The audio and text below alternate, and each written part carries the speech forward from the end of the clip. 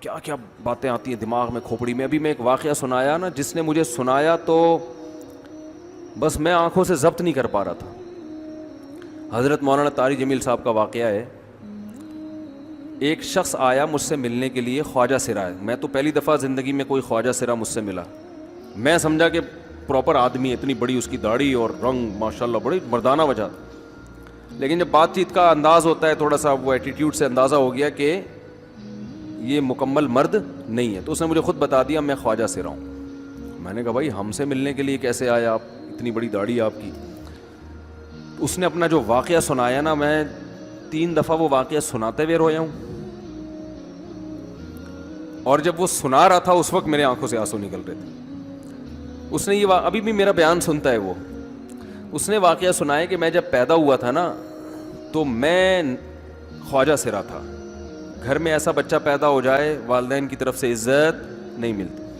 جب 10-12 سال کا ہوا تو نہ بھائی مجھے عزت دے رہا ہے اور نہ میرا والد مجھے عزت دے رہا ہے. میں بھائی کے ساتھ کہتا ہوں مجھے باہر لے کے جاؤ تو وہ کہتے ہیں لوگ میرا مذاق اڑائیں گے تمہیں دیکھ کے. ظاہر ہے اس کی حرکتیں تھوڑی زنانہ لڑکیوں والی حرکتیں ہوتی ہیں. اور والد بھی کہیں محفلوں میں نہیں لے کے جا رہے, ایک مذاق اڑایا جاتا ہے. کہنے ایک دفعہ میں کہیں گزر رہا تھا تو یہ جو ہوتے ہیں نا خواجہ سراؤں کی پوری ایک جماعت تھی, انہوں نے مجھے پہچان لیا, دیکھا اتنا اچھا. اس وقت نہ اس کی داڑھی, اور یعنی اس میں خواتین والی ہی علامتیں تھیں زیادہ.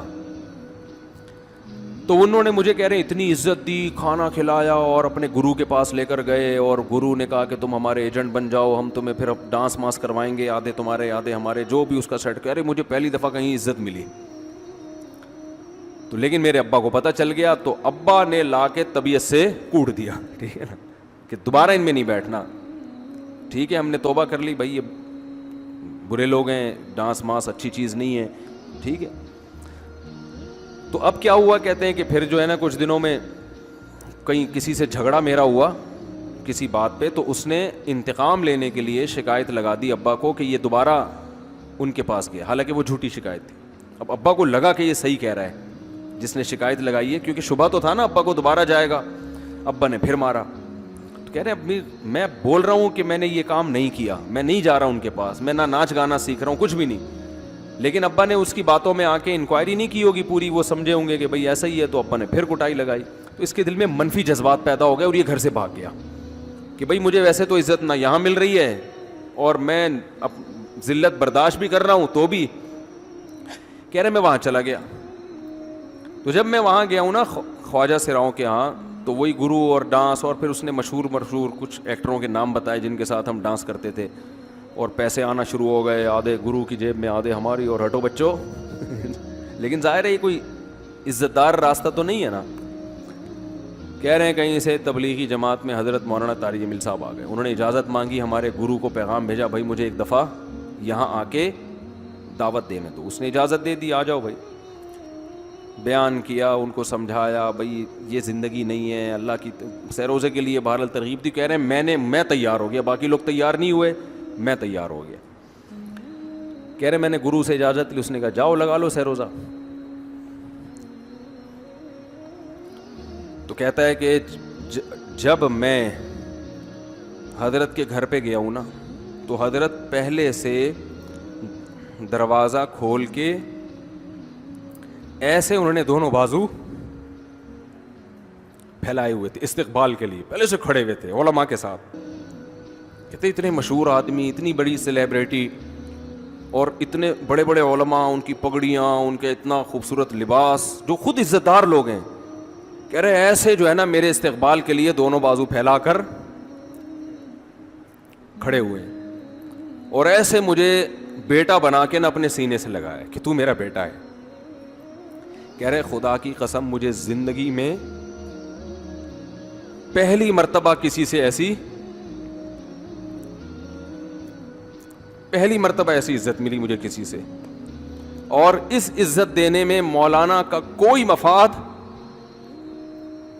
بولو بھائی, کچھ بھی, بلکہ ذلت ہوگی نا. لوگ کہتے ہیں خواجہ سرا کو بیٹا بنایا ہوا ہے, اور اس وقت تو اس میں بیچارے میں کچھ زنانہ سی علامتیں بھی تھیں.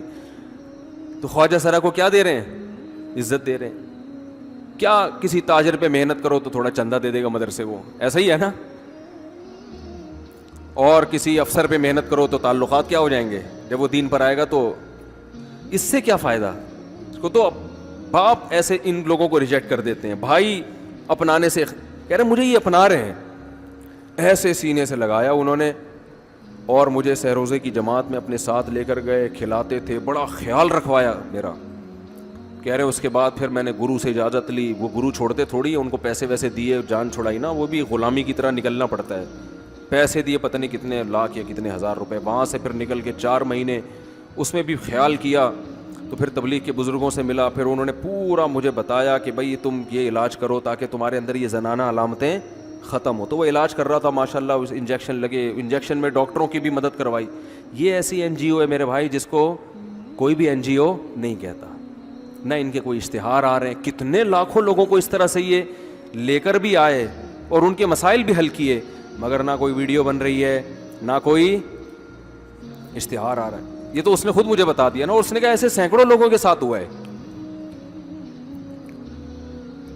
تو اس کی ماشاءاللہ اب داڑھی نکل گئی. اس نے کہا آہستہ آہستہ میں اللہ سے امید ہے کہ مکمل مرد بن جاؤں گا میں.